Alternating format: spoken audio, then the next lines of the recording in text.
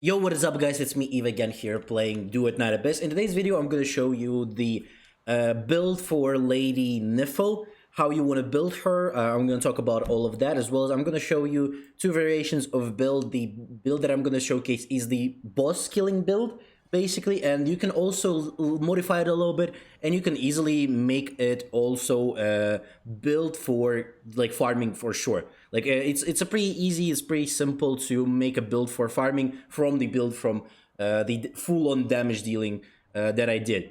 So she's incredible, one of the best characters in the game, probably Rebecca. I still think Rebecca is number one.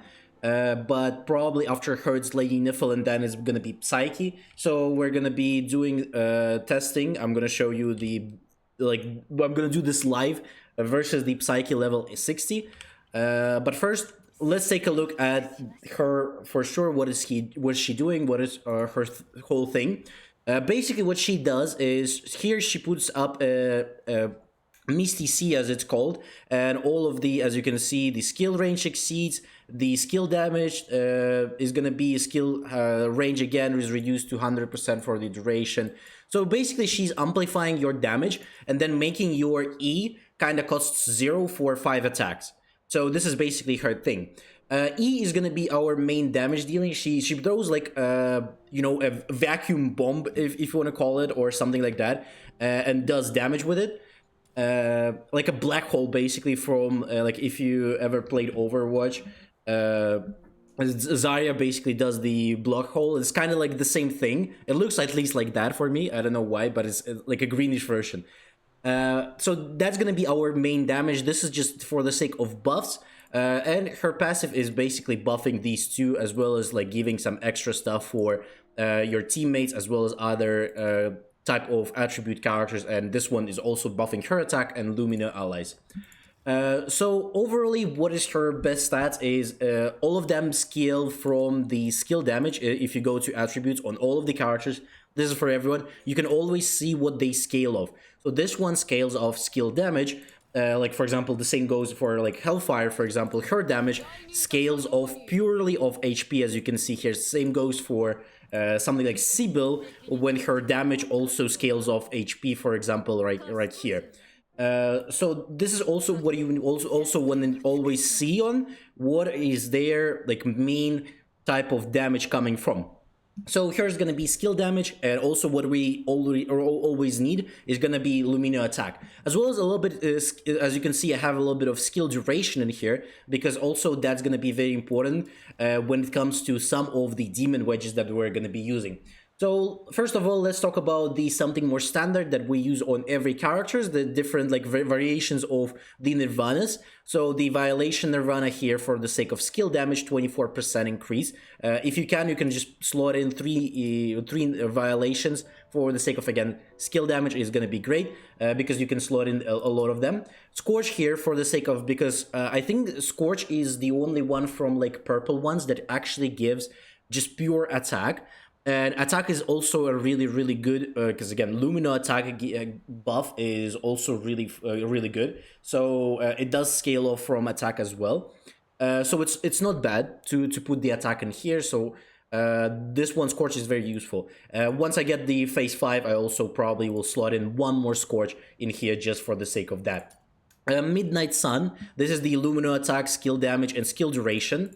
The Gleam and Glimmer, the skill duration in here, just this, as well as increases the Lumino character's attack by for every current skill duration. So this is one of the reasons why I'm using skill duration, because this just like if you're gonna be using these ones either way, might as well just go for the skill duration, and as well as just get an extra attack from that. So I think that's overall really good. I'm using one standard violation here as well for the sake of the skill damage. You can also, if you don't have, for example, you can slot in some like attack percentage in here for sure as well. But I think overall just skill damage is a little bit better. And in future, I'm probably just gonna switch it up for this type of violation, for example, just for the sake of getting extra XP, or just gonna switch it up or the Scorch, for example, in that sense for the attack. I just don't want to waste too much. I'm pretty low on slots, as you can see, 6 and 10.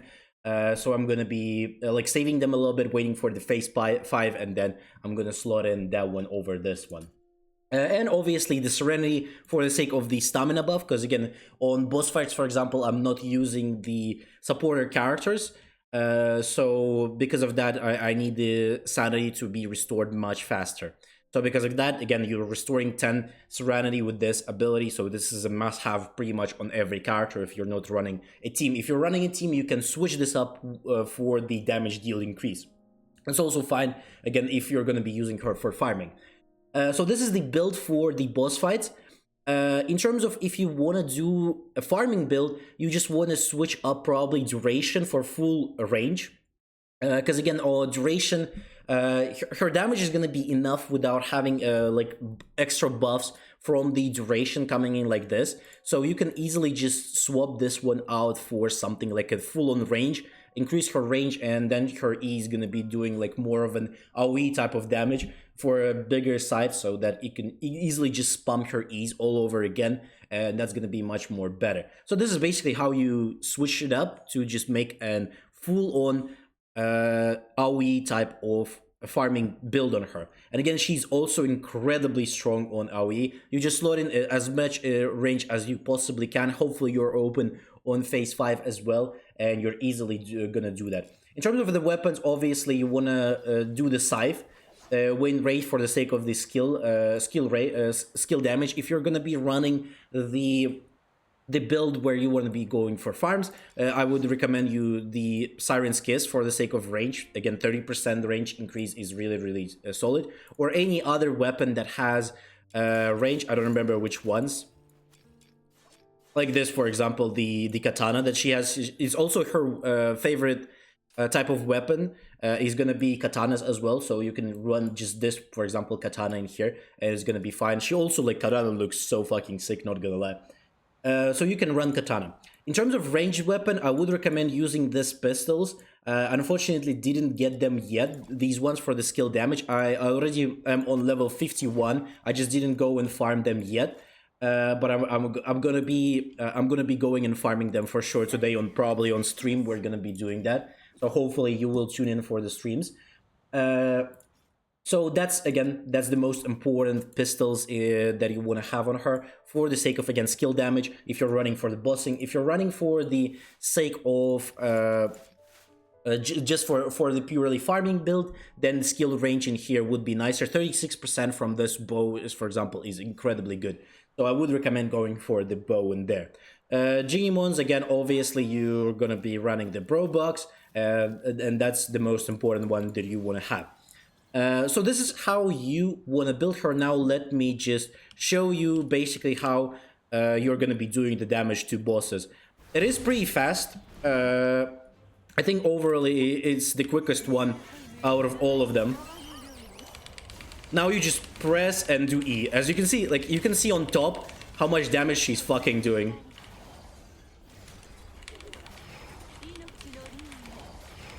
You just press E. You don't give a shit.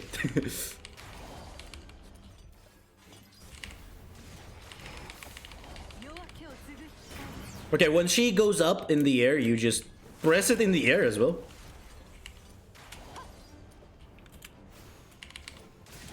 You obviously need a little bit. If you have a place for sanity, you can just use sanity in here. As you can see, she's doing a big damage to her wings as well. And she's broke. And this is basically GG's right here. You just go and press it a few times. And now it should be basically done.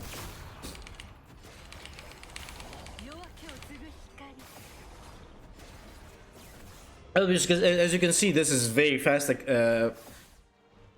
now the only problem is that she always gets into the next phase if you instantly don't kill her. So just you just chill here, and then you can also, again, you're getting sanity back very fast as well.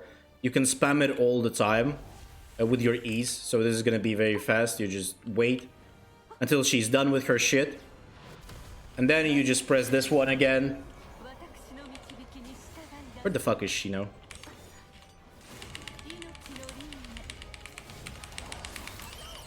Bank, and that's it.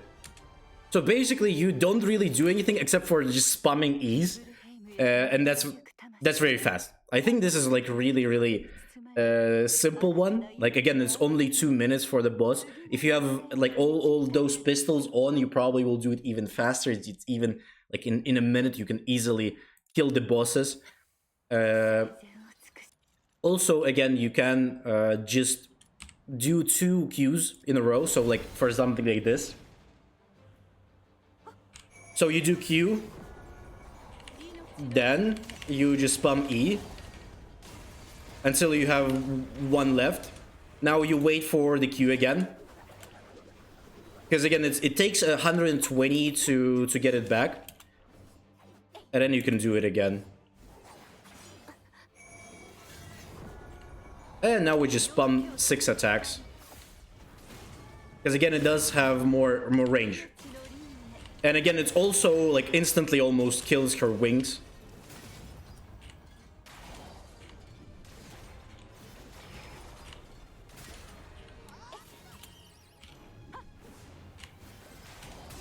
Oh, she's broke again. And now you just spam this shit.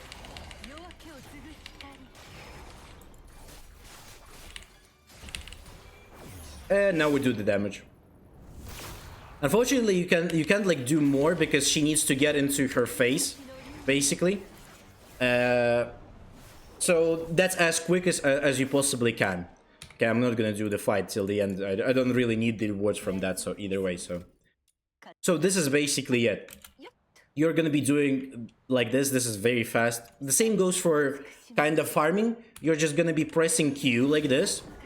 And then like this is like, let's say this is defense, you're gonna be using your stuff on like this and gonna be doing damage, but again with your bigger range this is gonna take much more space, and you're gonna be basically instantly one-shotting the whole waves of people coming in.